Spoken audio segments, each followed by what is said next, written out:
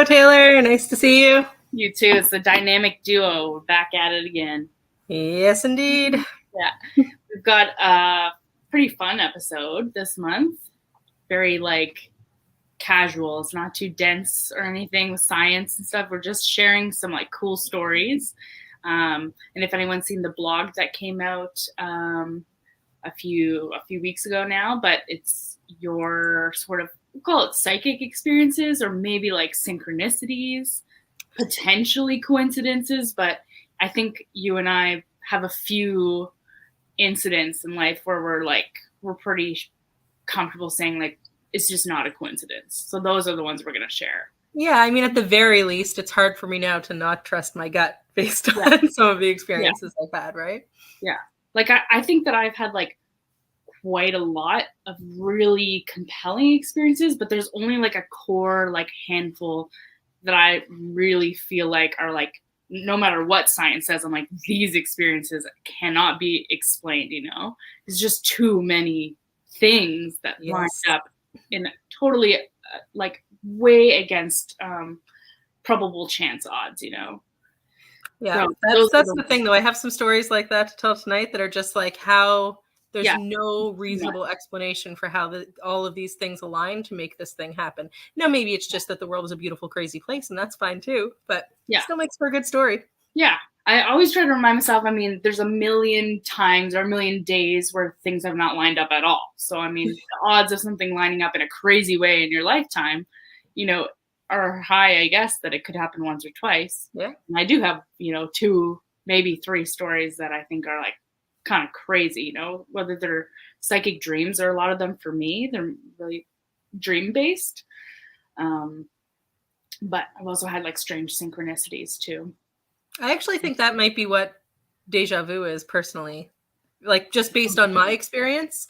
Yeah. I know that feeling of deja vu, right? But I've also, I dream things, not anything important, just mundane things, and remember a lot of my dreams, and then will see something that I've dreamt already and feel that deja vu feeling. So for me, I think that that's what deja vu is. I think that's probably what it is in a lot of cases. Yeah. It's just that familiarity, but you can't really place it. But yeah, you've already dreamt about it, or some sort of timeline thing, everything's happening simultaneously, past, present, future, so in some way you have already experienced everything, and maybe certain moments were just more vivid, or more lucid than others about that fact, Now, I know you have a very compelling dream related story that is a dream celebrity encounter. Do you want to start with that, since we're talking about dreams? Yeah, I'll start with that one. This story, this experience is weird, because it involves a celebrity. It involves my man Robin Williams, RIP, and it also involves a really weird other element that we don't talk about, but I would love to explore it one day more scientifically, especially with proper resources and stuff. But it's mutual dreaming. So we've sort of talked a little bit in blogs about things like shared psychosis, like shared hallucinations, or just weird ways that humans' brains have connected with each other. And there are experiences all over the world of people having mutual dreams, which means basically sharing some similar elements, or literally just being in a dreamscape together in a way that you can actually recall in real life the next day and compare details that you couldn't possibly have known, and you end up having them in common. So that happened to me that night. So not only did I have a prophetic dream, which I'll explain what was prophetic about it, but I also ended up finding out that my friend had that same prophetic dream that night at the same time as me. So it's one of those things that just makes it so much harder to explain. That adding that extra layer, it's so I'll start from the beginning. Growing up, you might hear my dog because she's trying to play with my couch right now. She's that's okay. We're gonna have a baby in here soon, so we're trying to my blanket, but real life. Yeah, so I had psychic dreams before this point, but it had been a few years. So I actually went to sleep kind of asking the universe for a psychic dream, kind of for fun. I just wanted to see if I still had it, I was it's been years since I've had anything kind of weird happen. Just send me anything. It doesn't have to be important or anything. Just give me something just to give me a little, there's still some mystery to the world, you know? So I went to sleep kind of thinking about that's what I wanted. And at the time, there was a friend of mine that I was really close with. He was a really close friend. We hung out almost every day, and we were kind of on the same journey, spirituality wise, really just testing things for fun. So we were doing a lot of kind of studying together, a lot of meditational work together. We were like, you know, trying to read each other's minds. We were doing like exercises together a lot, you know, that type of thing. And we had formed quite an intimate relationship because of just working together so closely, like spiritually. So I was pretty like linked with this person. We would finish each other's sentences sometimes, and you could just tell that we spent a lot of time together and that we were just kind of connected. And so yeah, I went to bed that night on my own, not with this person, in my own house. And my dream basically was that I was waiting at a bus stop, like a city bus stop, but I had a letter in my hand that I needed to mail, and I was looking for one of those little mail, like the letter dumping things for the post office. I was kind of scanning the streets of the neighborhood I was in for one, because I needed to mail this before I got on the bus, but I needed to catch that bus too. I couldn't miss that bus. I just had this sense of urgency of both of those things.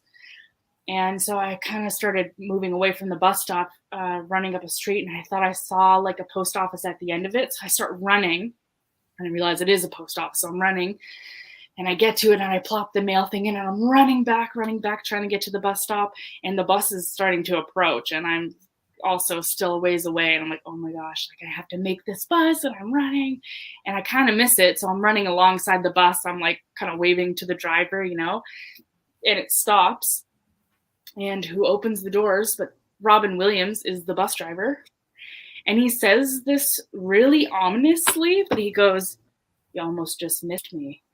And I was like, oh, I loved you in Flubber, you know, and I get on the bus, and that's it. The dream's kind of ended, but the dream ended because I was getting a phone call in real life, buzzing in my bed before my alarm for work or whatever. So it was like early morning. This was like 6 or 7 a.m. Ringing until it finally wakes me up, and I answer the phone all confused and like half asleep. And it's my buddy. And he's like crazy. He's like, oh, you won't believe what just happened. Like, oh, I had a dream, and Robin Williams was a bus driver in my dream, and I'm like thinking, like, Robin Williams he was a bus driver in my dream. He's like, no, and he's dead. And I'm like, what? No, he's not dead. And he's like, no, like in real life, like he was a bus driver. And then I woke up for work, and I just saw online, like, Robin Williams died last night. He's dead. I'm like, what are you talking about? I'm still waking up. And I'm like, I just had a dream. You have just woken me from a dream where Robin Williams was a bus driver. I'm like, what do you mean he's dead? I'm like trying to open my phone and like read the news and stuff, and I'm Googling things, and I found out like he's found dead. I'm like, what does this mean? Like, what? Did Robin Williams come see me? Like at the moment before his soul went, and he said, I almost just missed me. Like, or was this just the universe showing me an image of something, just be like, hey, here's your sign or whatever. It's not really his soul, but and like just sharing this. Our dreams were very similar. I don't think he had like the mailing a letter. I think that was me just almost missing the bus. I think that's why that element had to be in there, I guess. But his was a school bus, I think, and mine was a city bus. Robin Williams was driving both of them, so it's just like so weird. It's a bizarre coincidence if it's a coincidence, right? And at the time that I went to bed, Robin Williams had not died yet, so there was no way that I had read anything about it before going to bed. It wasn't in our subconscious. Like, wow, that's crazy. So it's just a really strange experience. I've always kind of felt connected to Robin Williams since that. I don't know. It's like I did love him in Flubber, but now I love him because he came to visit me on the night he died, maybe. I don't know. So that was just kind of a crazy one. And I woke up being like, yeah, thank you. That'll do. That was a sign. That was something. That's pretty crazy. Chaos has descended on my house. So if you hear background noise, that's why. But there's chaos. That's. I'll bring. I mean, aside from something I won't say supernatural, whatever, something we don't understand yet. Like, how do you even explain that? Someone that you've been working so closely with on like a spiritual journey, then having the exact same random dream on the same night just before he died. Like that's kind of cool, right? Yeah. The only ways that where I would begin to try to explain things, but that they don't really check out, but I would be like, were we in the room together where we could have been sleep talking to end up sharing a dream? Or did we maybe read before bed that Robin Williams died, but at the time he wasn't dead yet, so we checked that. And like, I mean, we checked all those things because we couldn't believe it because it was just too crazy, and we were both scientific. We wanted to know how that could have happened. I have never been able to explain it at all, and plus it's compiled with a lot of other experiences that I've had that I can't explain. So sometimes when you compile them, now you've got a bunch of stuff you can't explain. You start to think maybe something really is going on here. It's not just that one experience, right? Do you ever think about how not that long ago you and I both would have been like burned at the stake so fast your head would spin? Yeah. I think about it a lot. Even at this time, just living somewhere else. Yeah, that's true. Yeah, good point. Yeah, different time, different place. We just happen to be in the right zone for being weirdos. So I also have a celebrity prophecy. So years ago, we were going on a family trip to Ireland. And about 6 months before, I said to everyone that was going, I don't know why, but I know that we're going to meet that guy that plays Hodor on Game of Thrones. So random. When we go on this trip. Like completely random. I'm not like a big fan of his. I don't even know his name. Like I still don't know his name. I forget. But I just knew we were going. Is he Irish? I don't know. Okay. So no, it was really just maybe random feeling. Yeah. So I just had this overwhelming feeling. Like it wasn't even a feeling. It was like I know this is happening. And so, every time we saw family members that were going with us, I'd be like, yep, still gonna see him. Yeah, it's happening. And of course they all thought I was crazy, and rightfully so. Like that's a really weird random thing to be saying. So 6 months of me saying this every time we're in the same space. And then the day of our trip comes, we go to the Toronto airport, we walk up to our gate, and then there's this guy sitting there who looks an awful lot like the guy who plays Hodor. And I was like, hey, my sister-in-law was like, no, that's not him. Like, look, that guy has like tattoos all over his face. And the guy that plays Hodor doesn't. Like, well, I don't know. Like, I know how makeup works. Like, it could still be him. It looks exactly like him. Let's look it up. And sure enough, he does indeed have star tattoos on his face. It was him. Yeah. So I would have. Like, I knew you'd be here.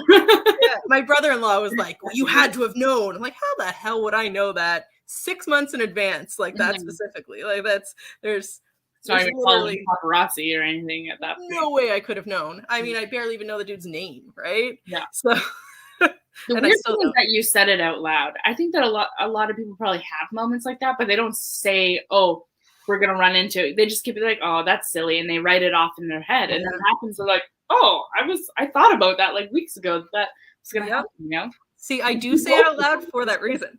Then other people, now you have validation because they're like, you did say that. It was because I've had so many of these experiences over the years that now I know to just trust myself. So if I have a crazy thought, I'm just gonna be like, hey, everybody should listen to my crazy thought. Yeah. You'll make me think I'm crazy until you won't, though. Yeah, exactly. You'll be like, no, she's a genius. She's not crazy. I don't know. I do think everyone should be listening to their gut a little more, though, to be honest, But. For sure. I think even scientists would agree, or doctors or whatever, I think that you're like, there's like common sense. There's a lot of words that we give these things: instinct, intuition. Some of them are more, we've science-ified them a little bit, like your primal instincts. Like that just makes it sciencey. Intuition makes it a little more magic-y, spiritual. It's describing the same thing, and it's a thing that exists. I don't think that people in the scientific community would deny that we have some pretty incredible instincts that behave in ways that they probably logically, with the logic that we currently have, shouldn't. We can't really explain the extent to which we can sometimes know things. have that bad feeling when we're in danger, before we actually have any clues around us that we're in danger. It's just this integral part of us, and that's what kind of makes it paranormal, because we can't fully explain it yet. Mm-hmm. There's a lot of things like that, like the placebo effect. I mean, that's widely accepted by doctors and stuff. We know the placebo effect exists. It's basically magic, because we have Basically, no it tells you idea. what the power of the mind is like, right? Yeah, we have no idea how to really explain it or measure it or why it happens. So I think it's just one of those things. Like, call it psychic if you want, but really I think it's just an innate human thing. Some people are more tuned into it. I think so too. Some people are more trained to trust it. Like, now you trust yours, so it's going to happen more and more for you, probably because you're open to it and you're allowing it to come through, whereas some people have kind of blocked it, and so they're not having those experiences. I think we're probably all capable of it if we. Definitely. My 9-year-old from across the room who's listening in was just like, my gut feeling was right, because she actually had an experience just this week that I'd actually forgotten about, because so many weird things have happened recently. Yeah. But I was working and I came home and she'd gone out to play with friends, and we went out looking for her because supper was ready and couldn't find her anywhere. Mm-hmm. And we were looking for over an hour before I was like, okay, well, I'm going to have to call her dad and call the police. Like, we've looked all the places that she would normally be. Right. And we were walking down to check at the playground one more time. And as we were almost there, I got a phone call from a number I didn't recognize. And Dahlia was calling me, the one that was missing. She was like, well, I just had a feeling I should call you. Yeah. And like, well, I'm sure glad you did, because this was about to get real awkward for everyone. Yeah. And you guys were connected. He'd already been there for a couple of hours, and just all of a sudden was like, I think I should call mom. You probably had a lot of anxiety and that kind of strong emotion, maybe, with someone who's that connected with you. I mean, it's a twin connection too, that's definitely a phenomena. Yeah. I can't really explain it, but twins just, they know, my other twin is in danger, far away, like a remote sensing. So, and it's the same with the guy that I was spending a lot of time with doing spiritual stuff. We just felt close to each other. So I think we were more prone to sensing things in regards to each other. And same with my wife, or really anyone that I've lived with for long periods of time. It tends to be those types of people where even like I'll just say something or she'll say something and I was just thinking it, but it won't be in the context of what we're talking about. It will be literally completely a random thought. There's no reason, but I was thinking it as she said it. We both just had that same, like, we're reading each other's minds. I don't know who started it, but and that happens, I find, only really with people that I'm spending a lot of time with. I actually just remembered I have another mutual dream story. Ooh.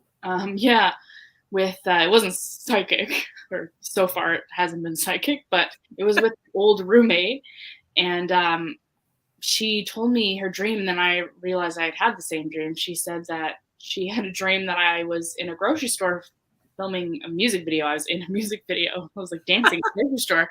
I was like, I totally had that dream. Like, not last night, I don't think, but maybe the night before, or really recently, I had a dream where I was dancing in a grocery store. So it was really similar. That's wildly random. Random dream. So, and we had lived together for quite a while. So we definitely kind of had that thing going where we could pick up on each other's stuff. Yeah, that's a really weird one, though. Yeah, it is. Yeah. I mean, those aren't really my typical dreams. I've never really had dreams. Like, my dreams are very normal. Like, I don't have like cartoon dreams or black and white. They're very much, I'm just having random conversations in my everyday life. Nothing surreal is happening. I know some people that have really surreal dreams. They're like, oh, a zombie attack.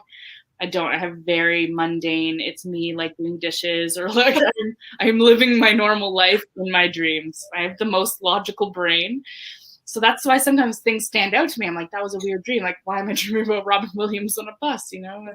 I mean, that was mundane. It wasn't like the most crazy thing out there. Everything was like, like it looked like in the real world. But there's a different feeling sometimes. I've had a handful of psychic kind of dreams in my life, and I'm noticing that they feel different when I wake up. They're more like vivid, and they stick with me longer. Some have made me really emotional when I woke up, and I like really couldn't shake them.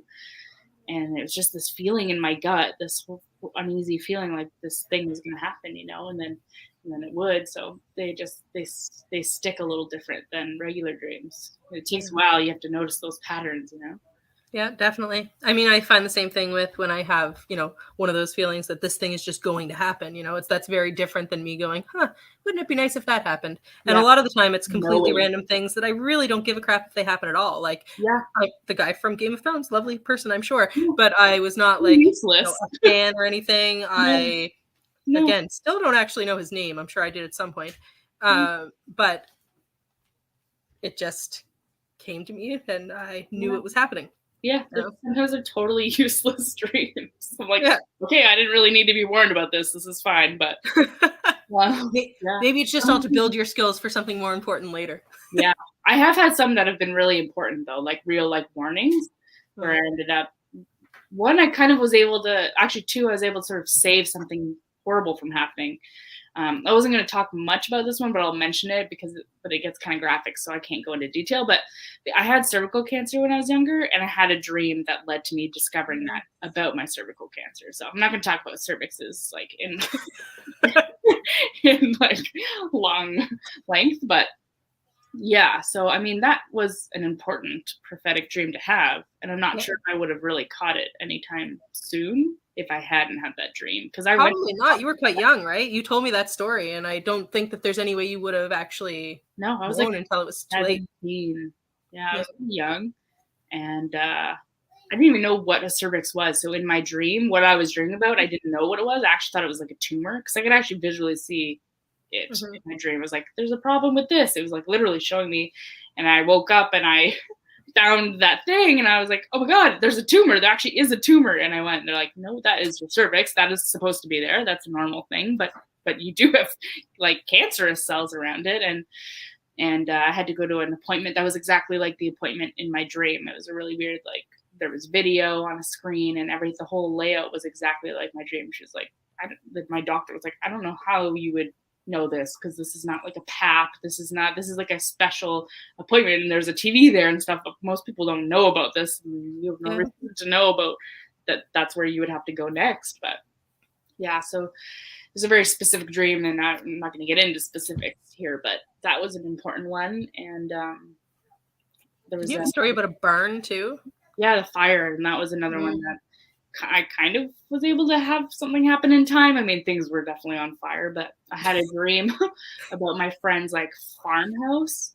He didn't live in it. It was like an extra house. It was empty pretty much, but he was doing some farming in the back. It was like a property that belonged to him, but it was mostly empty. But I had never been there, but I had a dream about this farmhouse, and like I could see the layout. I was in it, and there were snakes everywhere, and we were trying to catch them. I think they're mostly garden snakes, so they weren't like super threatening, but there were hundreds of snakes all over the floor. Like, have you ever seen the scene from The Craft where there's like bugs and snakes and everything? It was like that. Just whooping them and trying not to step on them and stuff like that. And I woke up and I felt really weird about the dream. Like, I had that weird feeling, like, what does that mean? Like, this is not one of my typical dreams. And I looked up snakes, in like dream dictionary or symbology or whatever. And it said like snakes represent sort of like an emergency, like fire, police, or ambulance was the one that I read. Mm. And I talked to my friend who had the farmhouse. Ended up seeing him like a day or two later. And I was like, it's weird. I had a dream about, like, you were in the dream, but mostly it was just like your farmhouse was in the dream. And I was just in there collecting snakes. And he's like, I was like talking about how there were like plyboards everywhere, like just beams of wood on the ground. He's like, can you draw it? Because that sounds like my farmhouse. There's just pieces of wood in it. There's nothing else in it. And I'm like, yeah, it was empty. And I literally drew a layout of it, like a blueprint of, I was like, yeah, you walk in, the stairs are here. There's the hallway. There's this room here. He's like, that is exactly what my farmhouse is. That's exactly how it's laid out. And it just has wooden beams in it. Exactly what you're describing, all white walls, all that is accurate. And you've never been there. I'm like, yeah, so I don't know. I looked up what snakes mean, and it means like an emergency, so I don't know if it means anything, but I don't know why I was dreaming about your farmhouse. Feels a little weird, He was like, well, I wasn't going to go up there this weekend, but maybe I'll go up there just to check on things because I've got some plants there and, some plants, you know what I mean? And he ended up going up and they were on fire. His plants were on fire. Someone had like arson, which is a common thing in maybe the police, I don't know, do that. They just kind of ruin other people's crops. But yeah, and he was able to save some of them because Oh, wow. burning out a little bit, he got some of the outskirts still saved. So he called me. He was like, that's crazy. Like, I got here and there was like literally a fire happening. So I don't know how you could have, I wasn't going to go there this weekend. And because of your dream, I went. This would have all been gone. My whole backyard would have been all burned if I hadn't gone this weekend.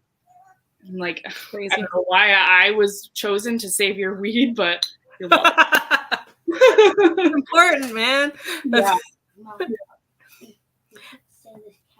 Yeah. Weird. Weird.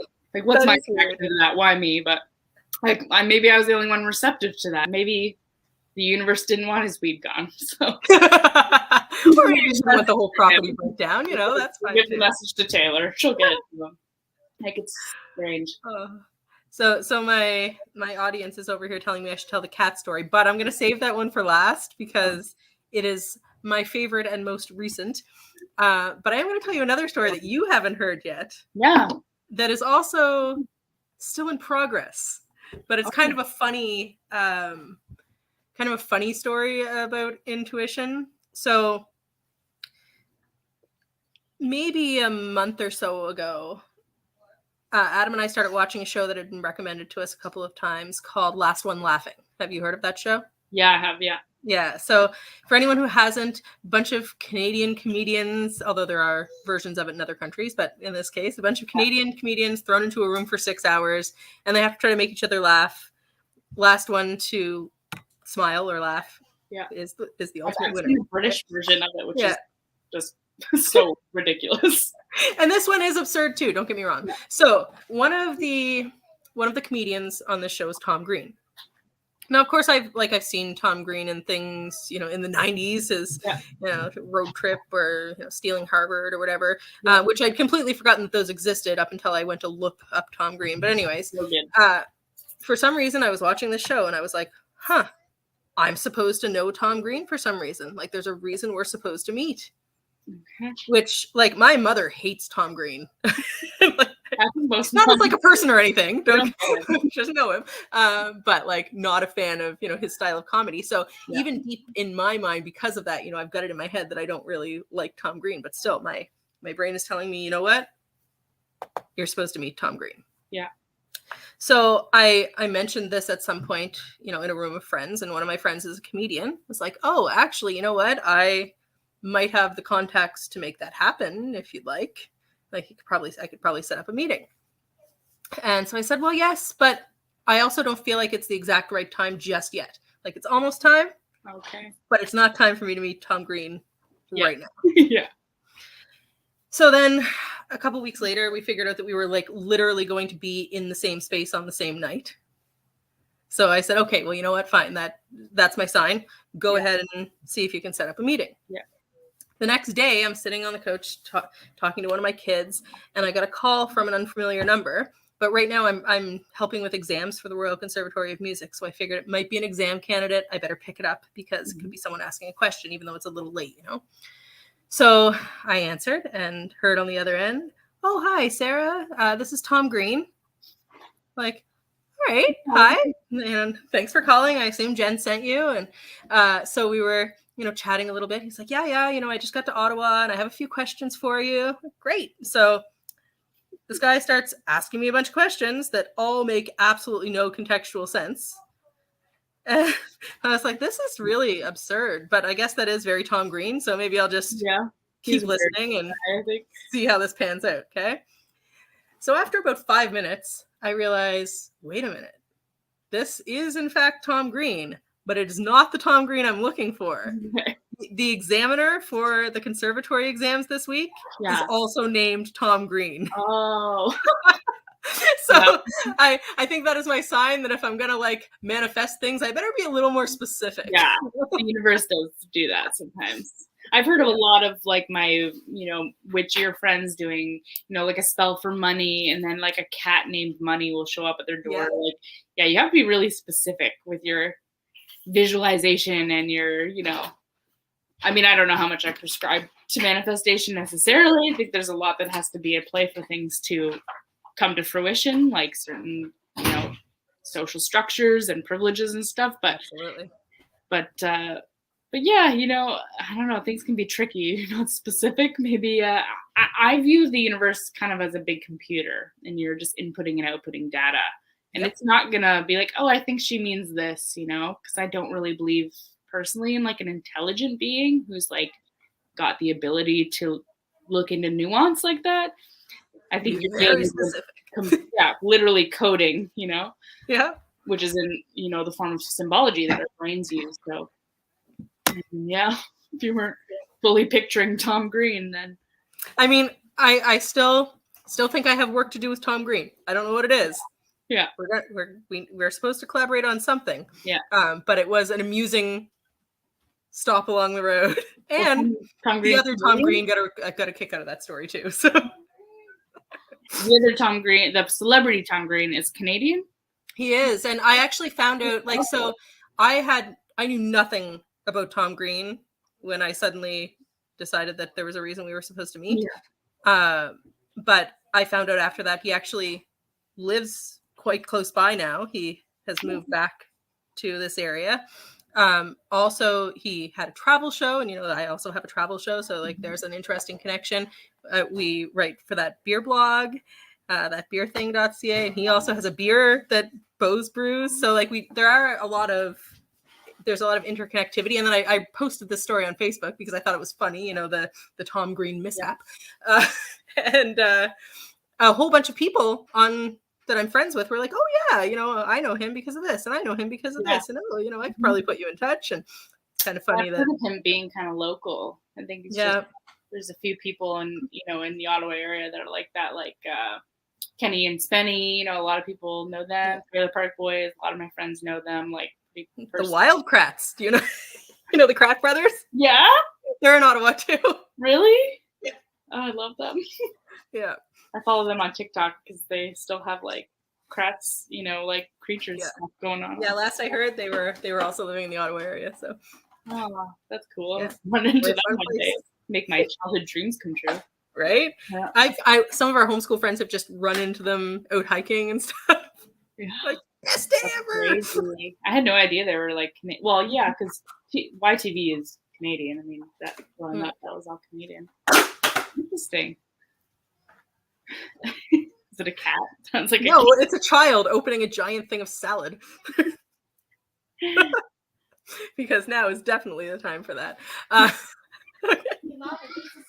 It is healthy. I can't complain. Okay, so tell me another story, Taylor. I know you have tons. Yeah, well, the most relevant one I think is it leads into how I got into the paranormal team kind of community.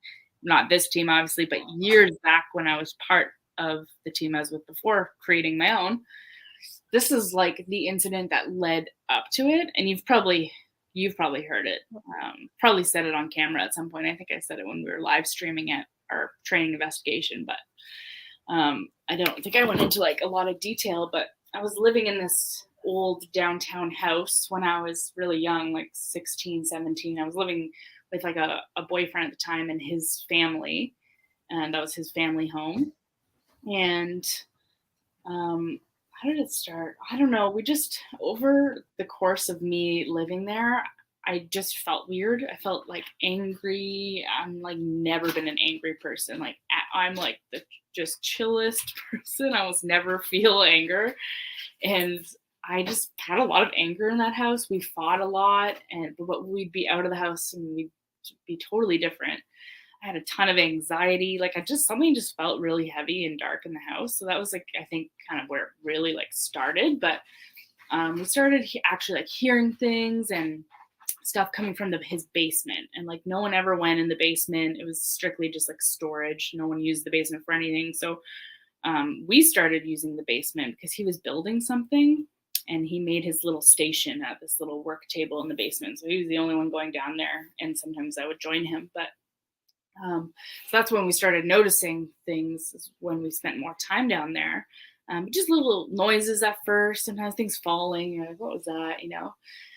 And sometimes the living room, which was right at the top of the basement stairs, sometimes the TV would turn on in the middle of the night in the living room, like blaring loud. And so sometimes things near the basement door would also happen, like just in that kind of room area that we always thought was kind of weird. But there were a few incidents in the basement that creeped us out. We like heard a hand. I heard a hand scratching at the back of a wall, like on some unfinished drywall. And I looked up and I thought I saw the hand sort of move. And my boyfriend was super far away in the basement, like in a crawl space. So it wasn't him.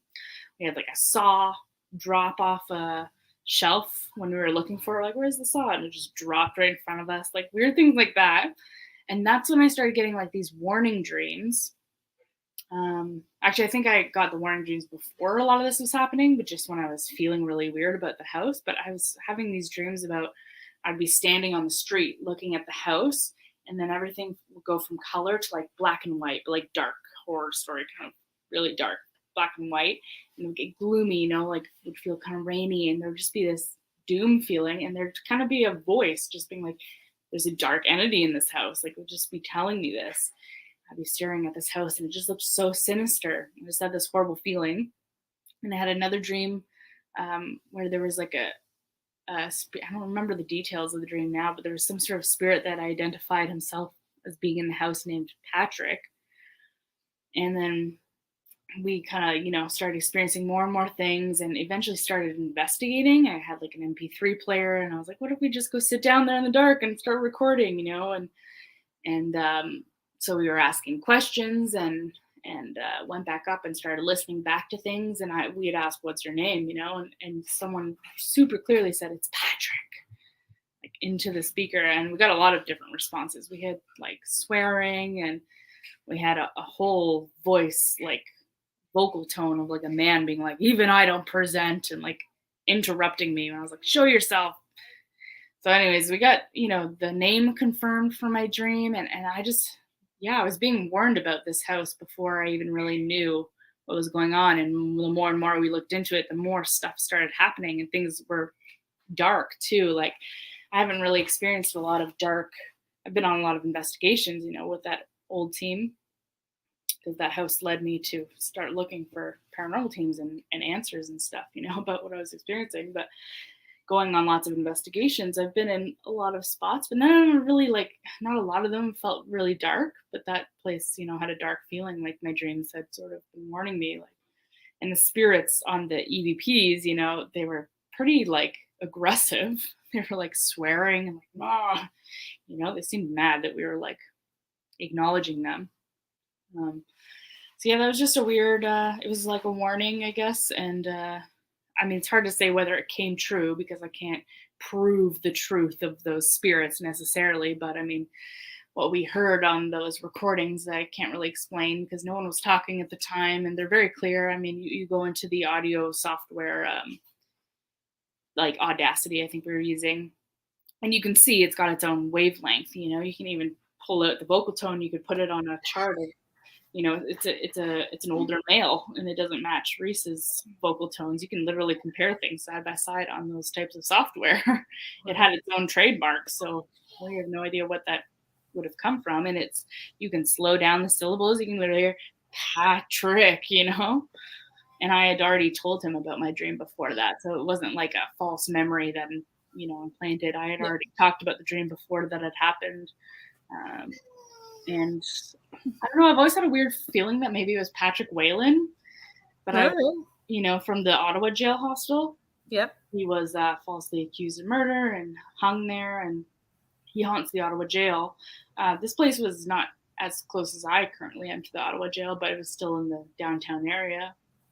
I don't know why he would have been in my time. I don't know. I was in the basement. Weird feeling that it was Patrick Whalen, but funny, the adventure drives that we do, the ghost adventure drives here in Ottawa, the story is about Patrick Whalen. Yeah, he's kind of our ghost celebrity here, you know, because he was he went down for the murder of a celebrity, right? Darcy McGee. Well, not a celebrity, but a politician, a really important guy, Darcy McGee. And they're pretty sure that he didn't actually kill Darcy McGee. He's kind of a scapegoat, I guess, because they really wanted to put a name for some justice, and he got hung. Yep. But he maintained his innocence all the way to the end, and Yeah. Well, we actually refused in our adventure to capture his ghost because we were like, nah, this guy's clearly innocent. Sorry. Yeah. He can stay free. There. Yeah. Yeah, he's had enough. Yeah, we're not capturing him forever. He was clearly innocent. And he Leave him might alone. even still be stuck at the jail in his purgatory, which sucks, you know. Yeah. Imagine like spending time in a jail for something you didn't do, and then you die and you still have to be in that jail. It's like, that's pretty unfortunate, really. Yeah, it's pretty sad. Yeah, the Ottawa jail is a cool place. I've never been there, No, like at all, ever. Oh, you should try and get in there. Isn't that crazy? It's a little pricey, but we can maybe. They've also changed organizers because I used to have a pretty good relationship with the organizers there, and I think there's someone new that's taken over. So I'm not super familiar with them, but we could probably try to build a relationship. I've heard lots of interesting stories from there, but I've never been in there at any time, like during the day, during the night, on a ghost tour, like any of the things that they do. Yeah, somehow have never been there. Time in there. That's the place where I spend the most time. I think I've had 5 separate investigations there for entire weekends. Overnight, 2 overnights. So about 10 nights I've probably spent there in death row. Always in Patrick Whalen's cell. I've slept in the cell. Oh wow. Yeah, where he was on death row and solitary confinement and stuff. So I've had a lot of experiences there.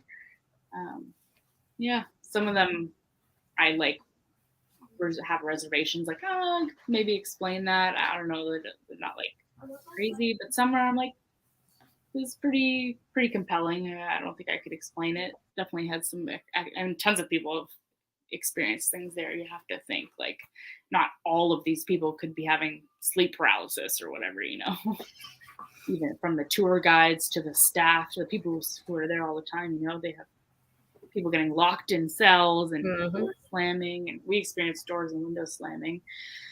I saw something. It's the only time I've ever seen a visual. I saw like a black, literally a cloud, and it was pacing back and forth in a cell, and someone else was with me, and she saw it too. We were literally following it with our finger, and I was making sure that I wasn't saying anything to lead what she was saying. I was waiting, and she would say, "Oh, it's over there." I'd be like, "It is over there." Like I wasn't saying too much because I wanted to know if we actually were seeing the same thing and not influencing each other. And we were. And she was the first one to say it's disappeared. And I had just been thinking, like, I don't think I can see it anymore. It dissipated. So we're definitely seeing the same thing. It was this really dark mist in a cell, and it was pacing like a person would, I guess. Like you'd be probably pacing in a cell. So it was weird. It's nice to have someone there with you. I have definitely had a couple of experiences in my life where, and some fairly recently, where I've gone, if I didn't have other people with me right now telling me what they were seeing, I'd probably be going to check myself in somewhere. I'm always scared of that. I have some schizophrenia in my family, and so I'm always very like self-aware. I'm like on myself all the time. Like, was this normal behavior? Was this, so yeah, this type of work, it freaks me out a little bit. I don't have any symptoms, and I never have, but it's touchy, to be dabbling in this type of stuff. Yeah. You could potentially activate something, but I always make sure that we travel in pairs, and it's not just for safety, but a lot of it's for validation. Yeah, for sure. And for a lot of different reasons, but we don't really go off completely alone, or we won't be in the future, it definitely helps to have that corroboration. Otherwise, how could you possibly prove that you didn't hallucinate it, right? But it's way more common for someone to have a hallucination than to see a ghost, theoretically, It'd be way more reasonable. People hallucinate for all kinds of reasons. You could have just a brief psychosis for no reason. You could just be sleep deprived, which we absolutely are on investigation. So, it's important. But a lot of the experiences I've had have happened in front of a lot of people, and we've all seen or heard the same thing. So those are the ones that really stick with me. Because I'm like, we all experienced that. And none of us can explain it. Yeah. So a lot of your sort of precognition, or whatever we want to call it, gut feelings, intuition, has led to, somewhat important things. Yes. Most of mine, like the Hodor story, very mundane. Like there was no purpose for that except to show me to trust my gut, maybe. Right. But The most recent one, which was the one that I wrote about, Yeah. was more of a like, this actually accomplished some good kind of thing, which is always nice. Yeah. So I've often, I'll meet people and just for no real reason have this feeling like I'm supposed to know this person. Yeah. That's actually how I met Adam. I went to a Walmart, half of my life ago with my mother to buy exercise videos. And he was the one that helped us. He was working at Walmart in the electronics department. And I just had this overwhelming feeling like I'm supposed to know this person. This person is supposed to be in my life. Now, like I had a boyfriend at the time. It wasn't even that sort of thing. It was just there's a reason we're supposed to be friends. Mm-hmm. So I left and it drove me crazy for days. Yeah. So eventually I went back and just, basically did the 5-year-old in the playground thing. Like, hi, I'm Sarah. Want to be my friend? But I did explain what had happened. And I'm very upfront about things when I talk to people. So that worked out well. There you go. But people who want to know, or husband, boyfriend. Yeah. So I mean, like we were friends then, and then lost touch for years, and then sort of looped back around to each other. But I recently was on set for a movie, and there was a crew member there where like normally I wouldn't try to forge friendships while at work, right? Yeah. But it was just like have to know this person. And by the end of the evening, because he had taken some behind the scenes photos, and we ended up adding each other to Facebook. And the next day, he was very sad because he'd lost his cat recently. His cat got out, and the neighbor found the cat's collar and a tuft of fur. They were heard the cat fight. So everyone was pretty convinced that cat was long gone. And he spent his day grieving his lost cat and fine and dandy. So that was on a Sunday. On Monday, I went to drive to pick my kids up from visiting their dad. He's in Embrun. And this new friend messaged me because he had a documentary he was working on and wanted to talk to me about it. And I said, well, I'm driving right now, so just call me, which I don't normally do either because who calls people? But anyways, but I was driving. So we talked for a couple of minutes, and then he said something about, oh yeah, when I moved to Embrun recently. Are you freaking kidding me? Like I'm literally driving into Embrun right now. Driving into Embrun as we speak. It's not like a common place either. It's like far removed. Right? So he said, oh well, just like pick up coffee and we can finish our conversation in person. So I went and picked up the kids, got some coffee, and went over to chat. And somehow, as soon as we walked in, the first thing that came up was the cat. And so I explained to the kids, oh yeah, he lost his cat recently. And one of the girls said, wait a minute, what kind of cat? And he said, a dead one. They were like, no, like seriously though, like what does the cat look like? Yeah.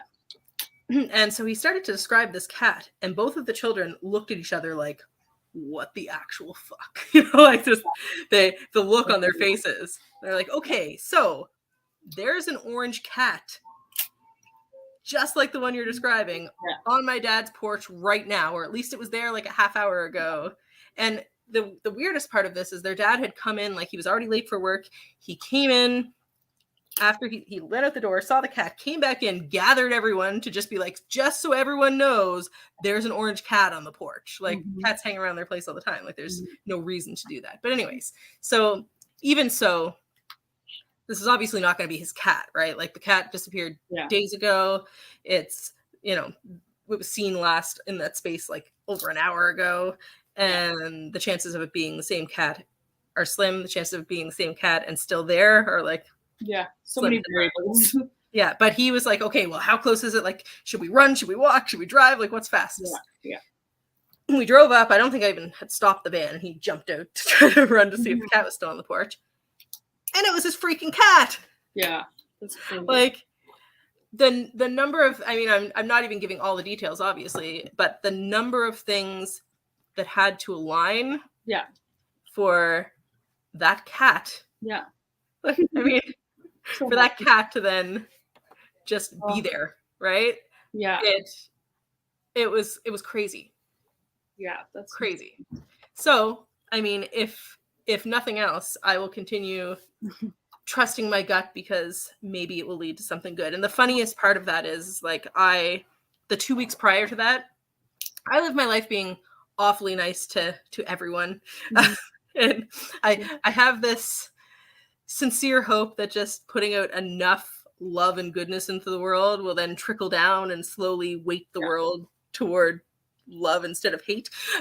But I'd spent 2 weeks sincerely questioning whether me just being all love and goodness all the time was ever going to make any measurable impact, or if it was just going to keep screwing me over constantly, you know? So I see. And then this happened. It was Yeah. It's and that's all you need sometimes. Just that small thing kind of makes it all worth it.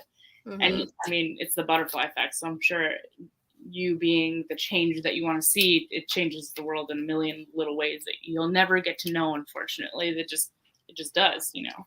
It's contagious. Kindness is contagious. It's like when people think like, when people say like, oh, you know, my individual, like this little thing that I'm doing, it's not gonna change this huge world. And then you hear that same person like talking about like, oh, if I went back in time, like I wouldn't change anything because it would like just like change history forever. Like I wouldn't kill Hitler, but I wouldn't even like, you know, change anything about history if they had like a time machine. You know what I mean? Yeah. Was it you that I was talking to about this last week? Maybe. Because we don't really like have phone conversations, but I was literally just having this conversation with someone like a week ago. Yeah, exactly. Like if you think that going back in time, you're going to do one tiny thing and change the whole entire world, what would make you think that doing things right now won't change the world for the better in the future, right? Yeah. Oh, did someone just bring you ice cream? The ice cream truck. I don't know if you heard it, but my wife ran after that. Love it. I was like running. Yeah! Wrap up ice cream. That's fantastic. It always comes so late. Yeah. Yeah, that is really late for the ice cream truck, come to think of it. Isn't it? Like, You already have like 5 customers. mm-hmm. Yeah. I'm gonna eat it all. It's okay. Yeah. I don't know. I think, not to be cliche, but like a lot of things happen for a reason, you know? Mhm. Some of those prophecies or whatever that you had, they're maybe not to help someone else, but just to help you trust your gut. It's just a little sign, like when I asked for a psychic dream from the universe and I got that random ass Robin Williams dream, that was just for me to know. It was just the universe being like, here you go. Like it's their own little language. It doesn't have to mean anything big, but it was enough for me to then know. It was huge actually, because it just showed me I am still connected, you know? It was Everything's just connected. We're all connected to everything. Yeah. You just have to see those connections and lean into it, I think. Yeah. Any way that you look at it, scientifically, spiritually, or whatever, there is a web of happenings. There are just entanglements of coincidences and cross paths and serendipities and all of these things. And I'm sure a lot of it can be explained by science, but like, can we predict those things? Well, clearly we can, because we literally have, and so have like millions of other humans. So, you know, why we can, or why some can more than others, or how we measure that, or how we do it on command, those are much harder. Are most psychics frauds? Yeah, I kind of think that probably a big chunk of them are. I also happen to believe, though, that they're not consciously frauds, that a lot of them don't have bad intentions. I think that humans are prone to the Barnum effect, which is us identifying with things personality-wise that are really actually just broad. They're not really about us. It's just our ego. So I think a lot of people think they're psychic because there's something innately in them that really wants to sort of feel special, so they make a whole career out of this, when really they're not doing psychic things all day long for people. They're probably having a few psychic things in their lives happen like anyone else, but you know, are they really telling your future when you go and pay them $80? I don't know. I don't know how common it is for people to be able to do that on command like that, you know? We should test it. We should. So any psychics out there, if we got any psychics, any mediums, come see us and we'll put it to the test. Yeah. I know Kyle has a psychic that he swears by. He's like, she's given me notes before investigations, and and they've always been like, something's always happened in that area, and like, yeah, he swears by her. So, and he said that she is willing to get like tested and stuff. Interesting. She'd be offended by us being like, okay, well, we're gonna put you through the test because that's That'd be a good podcast. what we're gonna do. Yeah, definitely. So I know we're wrapping, but I do have a question for you. I'm kind of curious. Yeah. You've had all of these experiences over the years, both in investigations and your own personal experiences. Do you keep like a log, like a journal of all of the interesting things that happen? I've been thinking of doing that. I've also just been thinking of maybe making a YouTube video or something where I just documented like a vocal diary. Yeah. I think bits in little places because I was keeping a dream diary for a while, which was a weird experience. If you ever want to see like the insides of your brain, but when you start remembering all your dreams, you realize like what kind of chaos is going on in there. But so there were a couple, I think, of my psychic dreams that were captured in that dream diary. But other than that, no, I've just kind of vocally, like, I've told people about some of my experiences. You're going to want a record of that later. You should do it. I should, like, centralize it all in one place. Yeah. That's sort of what this is doing, but even this is not enough time to go through all the experiences that I've had. Yeah, of course. Those are mainly dreams, but I've had weird synchronicities, too, There were some...